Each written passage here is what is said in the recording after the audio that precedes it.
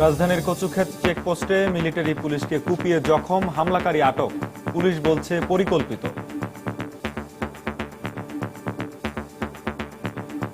যে কইছে ওনাকে দেখছি, ওরা চেহারা দেখলে বোঝা যায় সে বড় চুল, দাড়ি, জঙ্গি যে ভাব একটা যেই ধরনের ওই ধরনের ওই অবস্থা।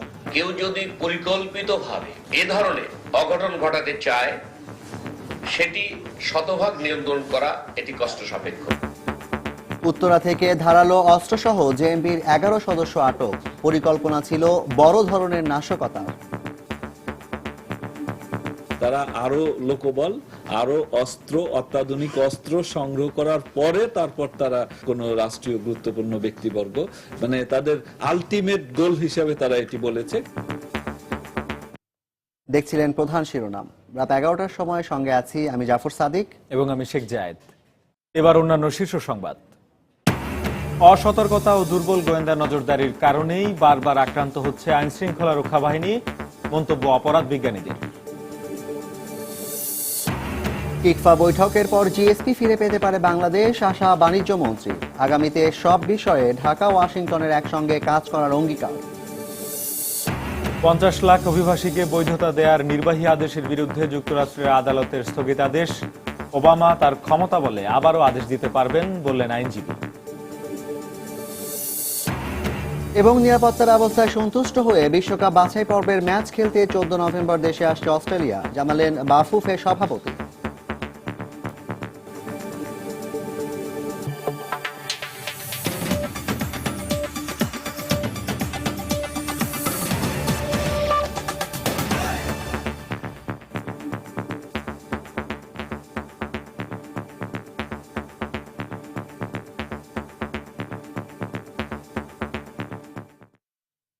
এবার হামলা হলো মিলিটারি পুলিশের চেকপোস্টে।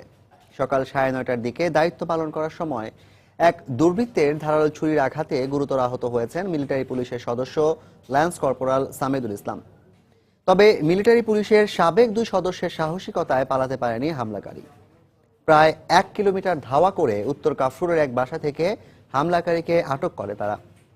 পরে ওই বাসার কেয়ারটেকার ও 4 তলার এক যুবককেও আটক করা হয়। ঢাকা মহানগর পুলিশ কমিশনার বলছেন, এই হামলা ছিল পরিকল্পিত।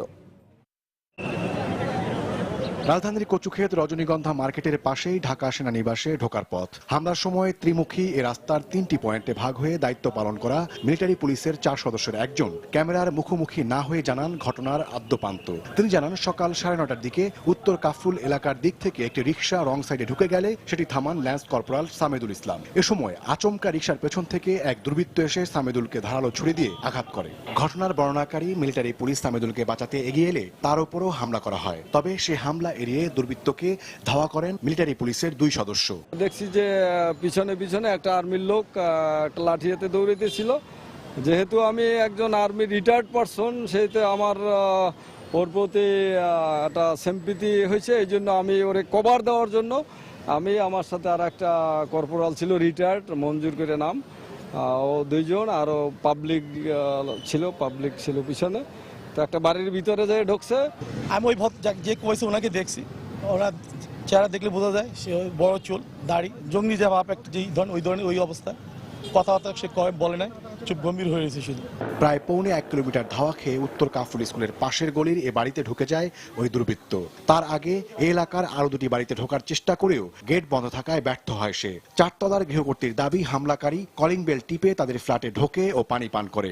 আশ্রয় চাইলে স্থানীয় মাদ্রাসায় 5ম শ্রেণী পর্যন্ত পড়ালেখা করা তার দেবর সুমন কৌশলে হামলাকারীকে ফ্ল্যাট থেকে বের করে দেন। তখন হামলাকারী ছাদে পানির ট্যাঙ্কের পেছনে লুকায়। পরে মিলিটারি পুলিশ ও আইন শৃঙ্খলা রক্ষা বাহিনীর সদস্যরা গুলি করার হুমকি দিলে দুষ্কৃতিকারী আত্মসমর্পণ করে। লোকটা মানে দরজা বাজাইলে মনে করছে যে আর আব্বুরে চাচারা তো আসে, তা আমার ছোট ছেলে দরজা খুলে দিছে। খুললেই লগে লগে মানে লোকটা ভিতরে ঢুকছে। ভিতরে ঢুকলেই একটা মানে ছুরি আসছিল। পরে যে আমাকে টেবিলের তলে থুইয়া পরে বলছে কি যে ইয়া করছে, আমার একটু পানি দেন। পরে কয় কি আমার পিছে লোক লাগছে, আমার একটু লুকান জায়গা দেন। পরে আমি মেজর দেওয়ার আবার ডাক দিছি, আমি দেখেন একটা লোক আইসি। পরে হে আবার বলছে কি যে তাঁতির আইসে, কয় কি ভাই একটু কয় আচ্ছা ভাই আপনি দিকে হেন, আপনি লুকানোর জায়গা দেই কইয়াই হ্যাঁ বাইক করে দিয়েই মানে দরজাটা লাগাই দিচ্ছি। মাদ্রাসা পড়ছে, এই সময় তো মাদ্রাসায় পড়ছে অনেক, 13 নম্বর পড়ছে।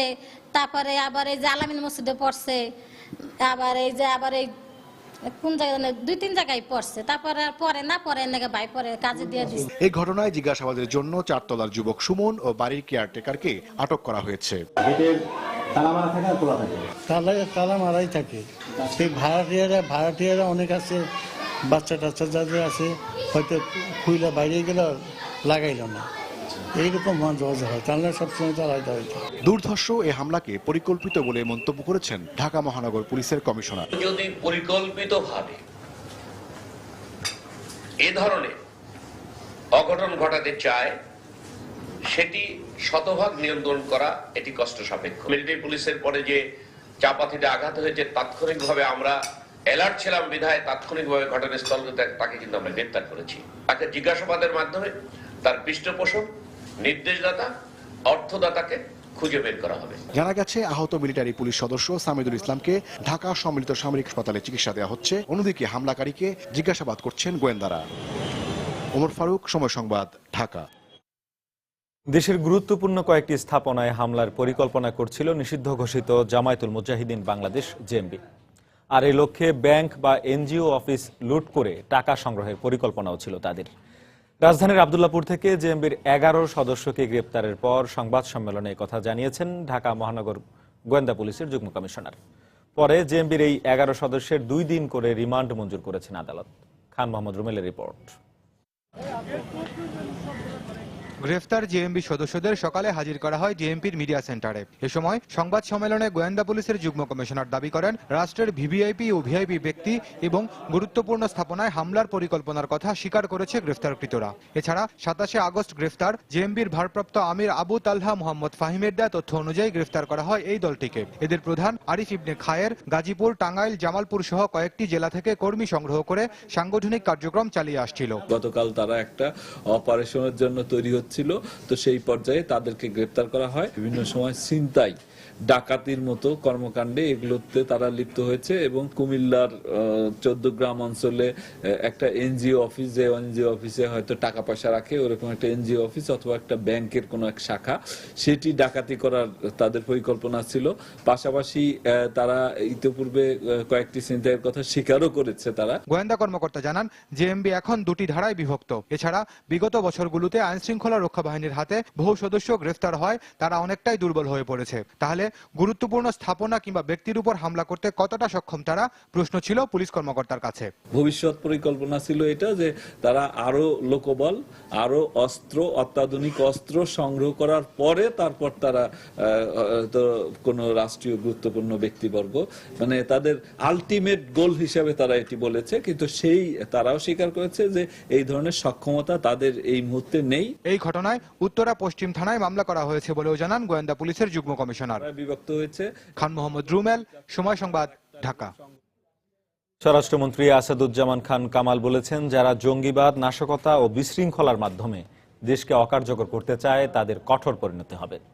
জাতীয় প্রেসক্লাবে আলোচনা সভায় তিনি কথা বলেন। নাশকতা সৃষ্টিকারীদের প্রতি আবারও হুঁশিয়ারি উচ্চারণ করে স্বরাষ্ট্রমন্ত্রী বলেন, সব ধরনের সহিংসতা প্রতিহত করে প্রধানমন্ত্রী শেখ হাসিনার নেতৃত্বে দেশ এগিয়ে যাবে।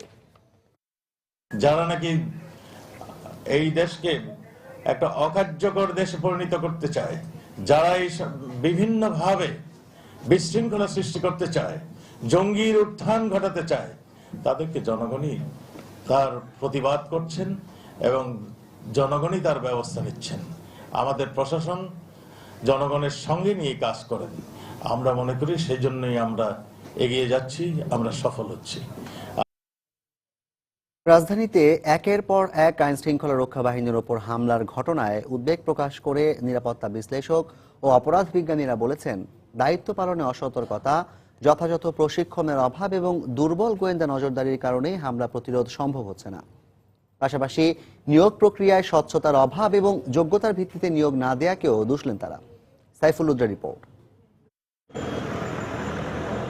রাষ্ট্র এবং জনগণের নিরাপত্তা নিশ্চিত করতে সবসময় সক্রিয় ভূমিকা পালন করে থাকে পুলিশ বাহিনীর সদস্যরা। বিভিন্ন সময়ে তাদের উপর হামলার বিষয়ে কথা বলতে গিয়ে নিরাপত্তা বিশ্লেষক এবং অপরাধ বিজ্ঞানীরা তুলে ধরেন পুলিশের কিছু অভ্যন্তরীণ দুর্বলতাকে।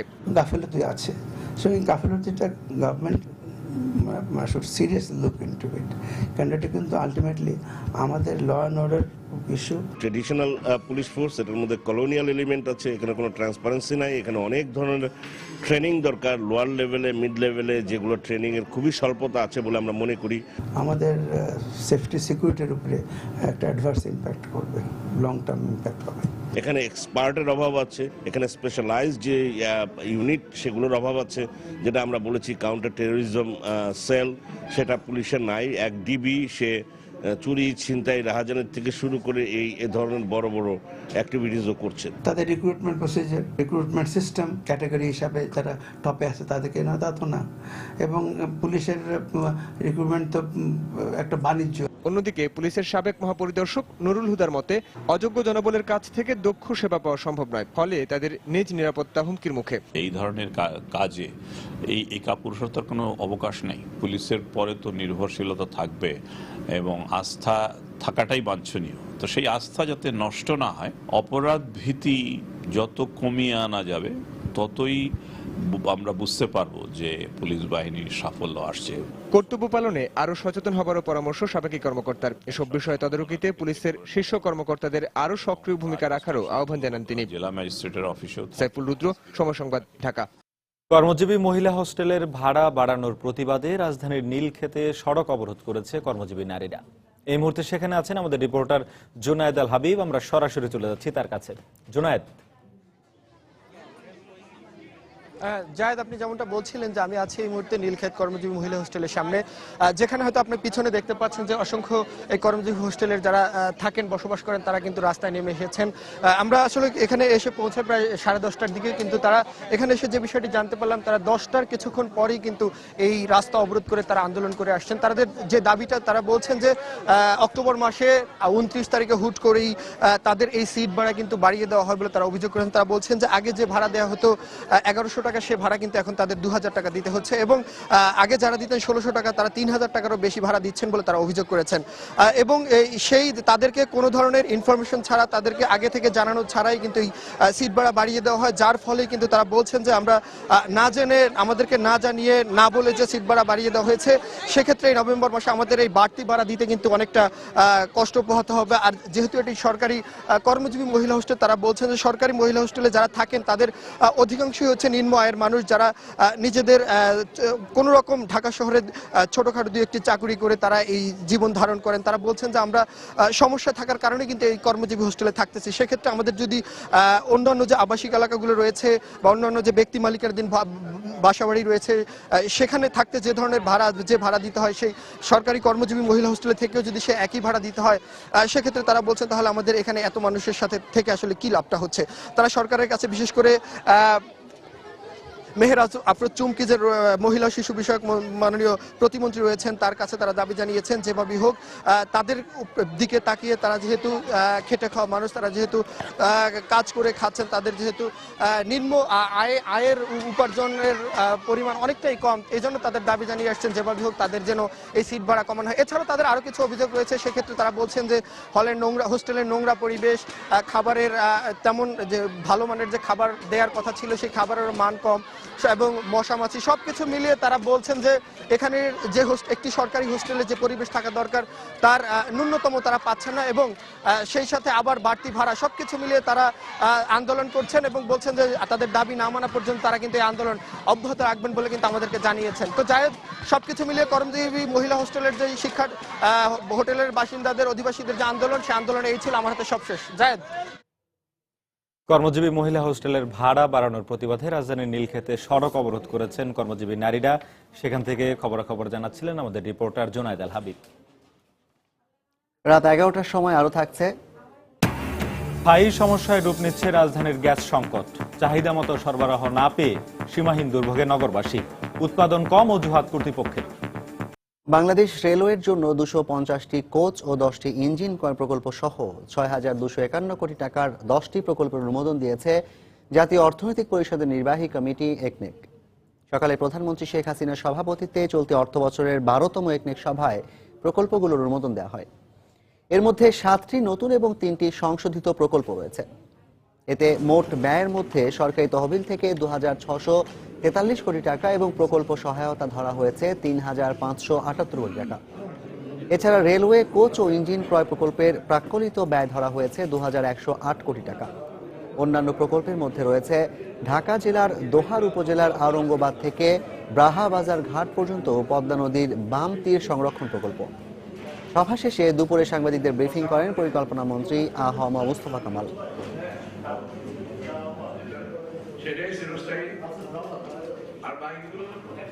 রাজনৈতিক কারণে ঢালাওভাবে স্থানীয় কোনো জনপ্রতিনিধিকে বরখাস্ত করা হয়নি বলে জানিয়েছেন স্থানীয় সরকার মন্ত্রী খন্দকার মোশাররফ হোসেন।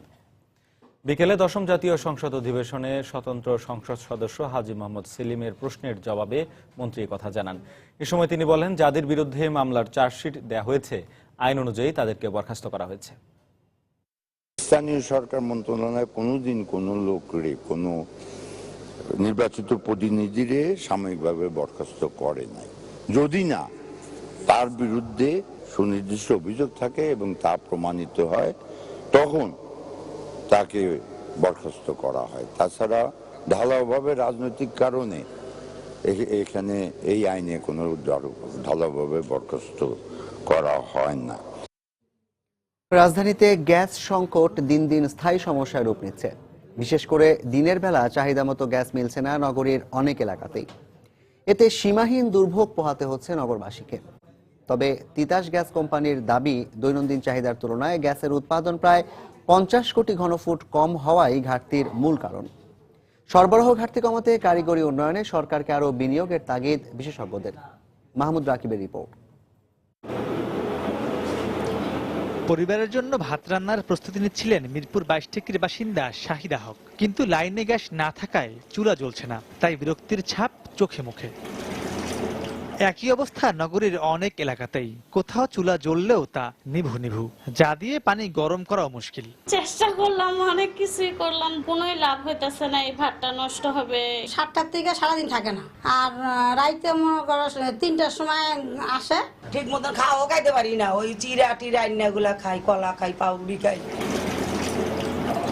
সমস্যা এতটাই প্রকট আকার ধারণ করেছে যে গ্যাস সংকটের কারণে এসব বাসাবাড়িতে প্রতিদিনকার রান্না করা লাগছে মাটির তৈরি চুলোয় কিংবা কেরোসিনের চুলোয়, যার ফলে এসব পরিবারগুলোতে প্রতিদিন অতিরিক্ত অর্থ ব্যয় হচ্ছে বলেও অভিযোগ তাদের।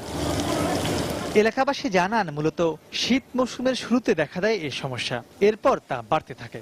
গ্যাস বিলও দেওয়া লাগে প্রত্যেক মাসে, আবার আমাদেরকে ক্রাশিং তেলও কেনা লাগে। রাঁধতে পারি না গ্যাসের লেগে, এখন মাটির চুলা ধরাইয়া মাছ ভাজা করতেছে। তিতাস গ্যাসের তথ্য মতে দেশে দৈনিক 320 কোটি ঘনফুট গ্যাসের চাহিদা থাকলেও কোম্পানিগুলো সরবরাহ করছে 274 কোটি ঘনফুট। এছাড়া শীত মৌসুমে ঠান্ডায় পাইপলাইনে গ্যাসের উপজাত জমে যাওয়ায় সরবরাহে বিঘ্ন ঘটে বলে জানান বিশ্লেষকরা। শীতকালে আমরা জানি অনেক বেশি চুলা ব্যবহৃত হয়, গরম পানি করা হয় চুলায়, অনেক সময় কাপড় শুকানো হয় চুলাতে। কারিগরি উন্নয়নের জন্য যে ইনভেস্টমেন্ট করা, সেটা যে টাকা পয়সার প্রয়োজন, সেই টাকা পয়সার অভাব, একই সাথে সরবরাহ ঘাটতি। মাত্রা অতিরিক্ত বাসাবাড়ি মানে হয়েছে, সেখানে কিছু কিছু পকেট আছে, সেই সব জায়গায় গ্যাস সরবরাহ ব্যবস্থা কিছুটা ঘাটতি হচ্ছে। আমরা বিভিন্ন লিঙ্ক করছি, রিপ্লেসমেন্ট করছি, আমাদের ব্যবস্থা চালু আছে। তবে সংকট কমাতে সবার আগে নগরবাসীকে গ্যাস অপচয় বন্ধ করা উচিত বলে মনে করেন বিশেষজ্ঞরা। মাহমুদ রাকিব, সময় সংবাদ, ঢাকা। যুক্তরাষ্ট্রে 50 লাখ অভিবাসীকে বৈধতা দেওয়ার নির্বাহী আদেশের বিরুদ্ধে স্থগিতাদেশ দিয়েছেন যুক্তরাষ্ট্রের 5ম সার্কিট আদালত। টেক্সাসের ফেডারেল আদালতের দেয়া পূর্ববর্তী আদেশকেই বহাল রেখে এই স্থগিতাদেশ দেন আদালত। অপ্রাপ্ত বয়সে অবৈধভাবে যুক্তরাষ্ট্রে আসা সন্তান ও তাদের বাবা মায়ের বৈধভাবে বসবাসে গত বছর নভেম্বরে নির্বাহী আদেশ জারি করেন প্রেসিডেন্ট ওবামা। কিন্তু এর বিরুদ্ধে আদালতে মামলা করে যুক্তরাষ্ট্রের 26টি রাজ্য। তারই ফলশ্রুতিতে প্রথমে টেক্সাসের ফেডারেল আদালত স্থগিতাদেশ দেন। এরপর হোয়াইট হাউসের আপিলের প্রেক্ষিতে স্থগিতাদেশ সাময়িকভাবে স্থগিত করা হয়। তবে আবার ওবামার নির্বাহী আদেশের বিরুদ্ধে স্থগিতাদেশে উচ্চতর আপিল আদালতে যায় 26টি রাজ্য সরকার। তবে যুক্তরাষ্ট্রের আইনজীবী নাজমুল আলম জানিয়েছেন, ওবামা নিজ ক্ষমতা বলে আদালতের এই আদেশের বিরুদ্ধে নির্বাহী আদেশ দিতে পারবেন। বাংলাদেশি মালিকানাধীন দোকানপাটও বাড়ছে, সেই সাথে বাড়ছে বাংলাদেশিদের ব্যবসা বাণিজ্য। বর্তমানে যে ইস্যুটা, সেটা হচ্ছে যে গত নভেম্বরে যে এক্সিকিউটিভ অর্ডার হয়েছিল, সেইটার বিরুদ্ধে স্থগিত আদেশ করা হয়েছে, কিন্তু এটা যে ওবামা যে আদৌ কোনো মানে এক্সিকিউটিভ অর্ডার দিতে পারবে না, এটা তো তাহলে আমেরিকান কনস্টিটিউশনকে আপনার চেঞ্জ করতে হবে। So it is not Obama is gonna come back with another. আমরা যদিও মনে করি যে আমাদের বাঙালিদের এখানে বিরাট একটা শেয়ার রয়ে গেছে, অফকোর্স বাঙালি ছাড়াও এখানে মেক্সিকান আছে, ল্যাটিন আমেরিকান আছে, ইউরোপিয়ান প্রচুর লোক আছে। এই লোকগুলাকে how you gonna push back? It is not possible. এটা প্র্যাকটিক্যালি এটা সম্ভব না। তবে ওরা যে সিস্টেমটা এখানে চাচ্ছে সেটা হচ্ছে যে আপনার পলিটিক্যালি জিনিসটা একটু ইয়ের মধ্যে দর কষাকষির মধ্যে চলে গেছে। এটা ওভারকাম করবে, কারণ আলটিমেটলি আপনার ইউনাইটেড স্টেটস কনস্টিটিউশনে উল্লেখ করা আছে যে আপনার immigration is the authority of the federal government, not the state government. আসন্ন টিকফা বৈঠকের পর বাংলাদেশের ওপর থেকে জিএসপি স্থগিতাদেশ যুক্তরাষ্ট্র তুলে নিতে পারে বলে আশা প্রকাশ করেছেন বাণিজ্যমন্ত্রী তোফায়েল আহমেদ। দুপুরে মার্কিন রাষ্ট্রদূত মার্শিয়া বুম ব্রান্ডিগার্ডের সঙ্গে বৈঠকের পর মন্ত্রী বলেন, রানা প্লাজা দুর্ঘটনার পর দেশের পোশাক শিল্প কারখানাগুলো কমপ্লায়েন্স নিশ্চিতে সক্ষম হওয়ায় যুক্তরাষ্ট্র সন্তোষ প্রকাশ করেছে। এদিকে জিএসপি সুবিধা পেলে বাণিজ্যিকভাবে খুব বেশি লাভবান না হলেও বিষয়টি বাংলাদেশের ভাবমূর্তি বাড়াতে সহায়ক হবে বলে মনে করেন মার্কিন রাষ্ট্রদূত।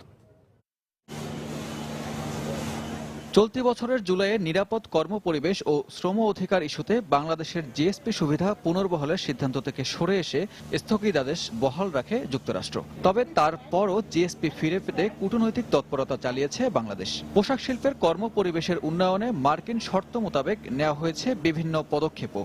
মার্কিন রাষ্ট্রদূত সরেজমিনে বিভিন্ন কারখানা পরিদর্শন করে সন্তোষ প্রকাশ করেন। বাণিজ্য মন্ত্রণালয়ের বৈঠক শেষে তার সরকার বিষয়টি ভেবে দেখবে বলে আশ্বাস দেন। যুক্তরাষ্ট্রের বাজারে বাংলাদেশের জিএসপি সুবিধা না পেলে বাণিজ্যিকভাবে খুব একটা ক্ষতিগ্রস্ত হয় না, তবে এর জন্য ভাবমূর্তি সংকটে পড়তে হয়। বাংলাদেশ আগের চেয়ে কারখানাগুলোতে উন্নতি করেছে। সাম্প্রতিক সময়ে নিরাপত্তা বিষয়ে কাজ করছে বাংলাদেশ। যুক্তরাষ্ট্র বাংলাদেশকে এ বিষয়ে সহায়তা করবে। সাক্ষাতে নভেম্বরে ওয়াশিংটনে অনুষ্ঠিত হতে যাওয়া টিকফা বৈঠক এবং টিপিপি চুক্তিতে বাংলাদেশের অন্তর্ভুক্তি সহ বিভিন্ন বিষয়ে আলোচনা হয়। দুই দেশ সব বিষয়ে ঐক্যবদ্ধ হয়ে কাজ করবে বলে জানান বাণিজ্যমন্ত্রী। টিকফার সফলতা বাস্তবতা নির্ভর করে জিএসপি সুবিধা ফিরে পাওয়ার উপরে। আমার ধারণা জন্মেছে যে এবার টিকফা মিটিং এর পরে আমাদের যে স্থগিতাদেশ জিএসপির উপরে এটা আমরা ফিরে পাবো। সকল দিক থেকে মার্কিন যুক্তরাষ্ট্র বাংলাদেশ আমরা সবকিছু ব্যাপারেই আমরা ঐক্যবদ্ধ হয়ে কাজ করব। জিএসপি স্থগিত থাকলেও চলতি অর্থ বছরের প্রথম 5 মাসে যুক্তরাষ্ট্রের বাজারে 17% রপ্তানি প্রবৃদ্ধি হয়েছে বলে জানিয়েছেন বাণিজ্যমন্ত্রী। রানা প্লাজা ধসের পরে সানবির রূপাল, সময় সংবাদ, ঢাকা। অটিজম শিশুদের সার্বিক উন্নয়নে শিক্ষক শিক্ষার্থী সহ সবার দৃষ্টিভঙ্গির পরিবর্তনের আহ্বান জানিয়েছেন শিক্ষামন্ত্রী নুরুল ইসলাম নাহিদ। সন্ধ্যায় রাজধানীর নায়েমে দিনব্যাপী সেমিনারের সমাপনীতে প্রধান অতিথির বক্তব্যে তিনি কথা বলেন। তিনি আরো বলেন, অটিজম আক্রান্ত শিশুর প্রকৃত সংখ্যা জানা না থাকায় সরকার প্রয়োজনীয় পদক্ষেপ নিতে পারছে না।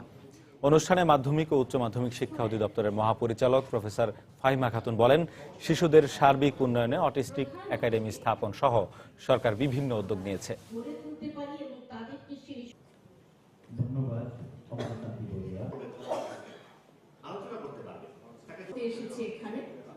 সব অন্যায় অসত্য দূর করে সবার জন্য শান্তি ও কল্যাণ কামনা অনুষ্ঠিত হচ্ছে শুভ দীপাবলি উৎসব। রাজধানীর রমনা আনন্দময়ী আশ্রমে সনাতন ধর্মাবলম্বীরা 1000 প্রদীপ জ্বালিয়ে এ উৎসব উদযাপন করেন। এছাড়া রাতে অনুষ্ঠিত হবে শ্যামা পূজা।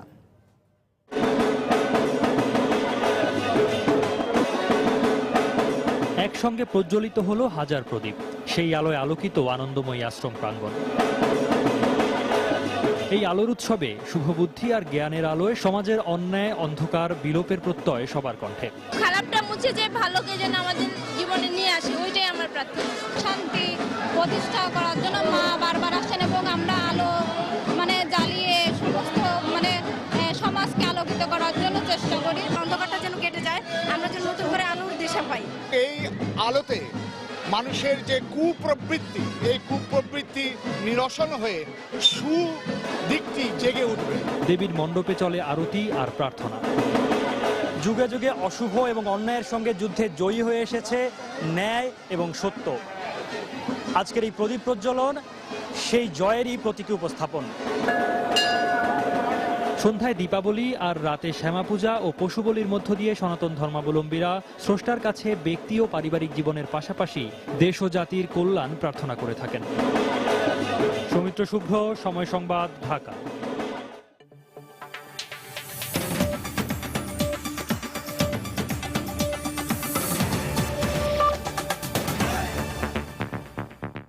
মিয়ানমারের সাধারণ নির্বাচন অবাধ হলেও পুরোপুরি সুষ্ঠু হয়নি বলে মন্তব্য করেছেন দেশটির বিরোধী দলীয় নেত্রী অং সান সুচি। নির্বাচনে তার দল এনএলডি সংখ্যাগরিষ্ঠতা পেতে যাচ্ছে বলেও ওই সময় জানান তিনি। নির্বাচন প্রত্যাশার চেয়েও ভালো হয়েছে উল্লেখ করে ভবিষ্যতে অবাধ ও সুষ্ঠু নির্বাচনের স্বার্থে নির্বাচন পদ্ধতির আরও সংস্কার প্রয়োজন বলে মন্তব্য করেছে ইউরোপীয় ইউনিয়নের নির্বাচন পর্যবেক্ষক দলের প্রতিনিধিরা। এদিকে নির্বাচনের পর 2 দিন পেরিয়ে গেলেও এখনো ধীর গতিতে চলছে ফলাফল ঘোষণা। সেই সঙ্গে পূর্ণাঙ্গ ফলাফল প্রকাশ করতে আরও কয়েকদিন লেগে যেতে পারে বলে জানিয়েছে মিয়ানমারের নির্বাচন কমিশন। রোববার মিয়ানমারের ঐতিহাসিক সাধারণ নির্বাচনের ভোট গ্রহণ শেষে সেদিন রাত থেকেই শুরু হয় ভোট গণনা। এরপর 2 দিন পেরিয়ে গেলেও নির্বাচনের পূর্ণাঙ্গ ফল পেতে আরও কয়েকদিন লেগে যেতে পারে বলে দেশটির নির্বাচন কমিশনের পক্ষ থেকে জানানো হয়েছে। তবে এ পর্যন্ত পাওয়া হিসাবে মিয়ানমারের বিরোধী দল national League for democracy NLD নির্বাচনে সংখ্যাগরিষ্ঠতা পেতে যাচ্ছেন বলে জানিয়েছেন দেশটির গণতন্ত্রপন্থী নেত্রী ও দলটির প্রধান অং সান সুচি। সেই সঙ্গে নির্বাচন সুষ্ঠু না হলেও অবাধ হয়েছে বলেও এ সময় মন্তব্য করেন তিনি। সোমবার বিবিসিকে দেয়া নির্বাচন পরবর্তী এক বিশেষ সাক্ষাৎকারে এসব কথা বলেন সুচি। নির্বাচনে বিপুল সংখ্যক ভোটারের উপস্থিতির জন্য প্রথমেই আমি মিয়ানমারের জনগণকে অভিনন্দন জানাচ্ছি। যদিও বেশ কিছু জায়গায় ক্ষমতাসীন দলের হস্তক্ষেপ এবং ভোটারদের ভোটদানে বাধা দেওয়ার অভিযোগ আমরা পেয়েছি, সেক্ষেত্রে নির্বাচনটি অবাধ হলেও এটি পুরোপুরি সুষ্ঠু হয়েছে একথা কোনোভাবেই বলতে পারি না আমরা। এদিকে নির্বাচন প্রত্যাশার চেয়েও ভালো হয়েছে উল্লেখ করে ভবিষ্যতে অবাধ ও সুষ্ঠু নির্বাচনের স্বার্থে নির্বাচন পদ্ধতির আরও সংস্কার প্রয়োজন বলে মন্তব্য করেছেন ইউরোপীয় ইউনিয়নের নির্বাচন পর্যবেক্ষক দলের প্রতিনিধিরা। যদি প্রশ্ন করা হয় নির্বাচনটি অবাধ ও সুষ্ঠু হয়েছে কিনা, সেক্ষেত্রে আমরা বলবো পুরোপুরি নয়। তবে এ পর্যন্ত আমাদের যা পর্যবেক্ষণ তাতে এই নির্বাচনকে আমরা স্বচ্ছ ও গ্রহণযোগ্য বলতেই পারি। মিয়ানমারের পার্লামেন্টে নিম্নকক্ষের 440 আসনের মধ্যে ভোট হয়েছে 330টিতে এবং উচ্চকক্ষের 224টি আসনের বিপরীতে ভোট অনুষ্ঠিত হয়েছে 168টিতে। দেশটির সংবিধান অনুযায়ী উভয় পরিষদে বাকি আসনগুলো পূরণ করবে সেনাবাহিনীর সদস্যরা। সেক্ষেত্রে সরকার গঠন করতে হলে 2 পরিষদ মিলে এনএলডিকে পেতে হবে কমপক্ষে 330টি আসন।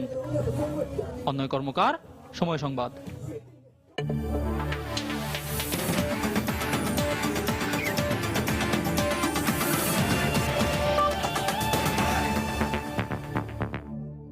অবশেষে 17 নভেম্বর বিশ্বকাপ বাছাই পর্বের ম্যাচে অংশ নিতে বাংলাদেশে আসছে অস্ট্রেলিয়া ফুটবল দল। এমনটাই জানিয়েছেন বাংলাদেশ ফুটবল ফেডারেশনের সভাপতি কাজী সালাউদ্দিন আহমেদ। তিনি আরও জানান, দেশের সার্বিক নিরাপত্তা ব্যবস্থায় সন্তুষ্টি প্রকাশ করেছে বাংলাদেশে সফররত ফিফার নিরাপত্তা কর্মকর্তা উইল ভ্যান রে। নিরাপত্তা ব্যবস্থা খতিয়ে দেখার পাশাপাশি স্বরাষ্ট্র মন্ত্রণালয়ের আশ্বাসের প্রেক্ষিতে ফিফা কর্মকর্তা সন্তোষ জানিয়েছেন বলেও মন্তব্য করেন বাফুফের সভাপতি। আজকে ফিফার সিকিউরিটি অফিসার উনি আসছেন, উনি এসে ফাইনাল চেক আপ করেছেন এবং চেক আপ করে উনি চেক করেছেন যে সবকিছু ঠিক আছে নাকি। মন্ত্রী সাহেব, আইজি সাহেব ওনারা আমাদের কোঅপারেশন দিচ্ছেন এবং ওইটি আলাপ করে গেল যে দের ইজ নো প্রবলেম, খেলার 17 তারিখে যেভাবে ফিক্সার ছিল ওইভাবেই হবে। রাত 11টার সময় পর্যায়ে শীর্ষ সংবাদ জানিয়ে দিচ্ছে আরেকবার। রাজধানীর কচুক্ষেত চেকপোস্টে মিলিটারি পুলিশকে কুপিয়েছে দুর্বৃত্তরা, হামলাকারী আটক, পরিকল্পিত হামলা বলছে পুলিশ। রাজধানীর উত্তরা থেকে জিহাদি বই ও অস্ত্রসহ জেএমবির 11 সদস্য গ্রেফতার। পরিকল্পনা ছিল বড় ধরনের নাশকতার, তথ্য গোয়েন্দা পুলিশের। ইকফা বৈঠকের পর জিএসপি ফিরে পেতে পারে বাংলাদেশ, আশা বাণিজ্য মন্ত্রীর। আগামীতে সব বিষয়ে ঢাকা ওয়াশিংটনের একসঙ্গে কাজ করার অঙ্গীকার। 50 লাখ অভিবাসীকে বৈধতা দেওয়ার নির্বাহী আদেশের বিরুদ্ধে যুক্তরাষ্ট্রের আদালতের স্থগিতাদেশ। ওবামা তার ক্ষমতা বলে আবারও আদেশ দিতে পারবেন বললেন আইনজীবী। এবং নিরাপত্তা ব্যবস্থায় সন্তুষ্ট হয়ে বিশ্বকাপ বাছাই পর্বের ম্যাচ খেলতে 14 নভেম্বর দেশে আসছে অস্ট্রেলিয়া, জানালেন বাফুফের সভাপতি।